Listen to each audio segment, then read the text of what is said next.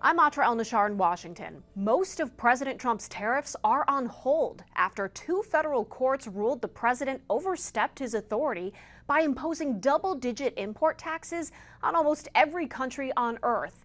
The White House is already filing an appeal and looking for other authorities to use tariffs.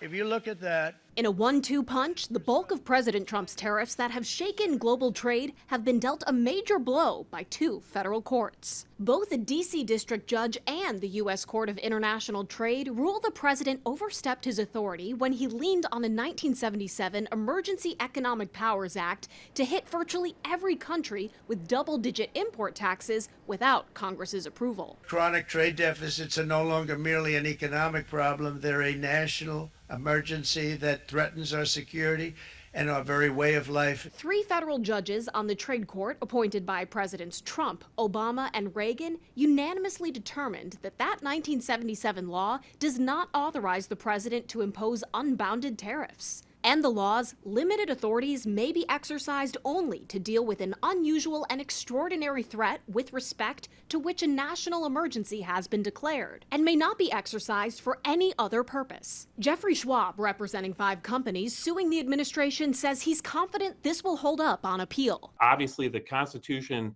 gives the power to tariff to Congress, not to the president. He can't just assert unlimited authority to tariff whenever he wants. The White House already filing an emergency appeal. America cannot function if President Trump, or any other president for that matter, has their sensitive diplomatic or trade negotiations railroaded by activist judges. Tariffs on steel, aluminum, and autos imposed using a different law are still in effect. We expect to fight this battle all the way to the Supreme Court. The president has other legal authorities where he can implement tariffs.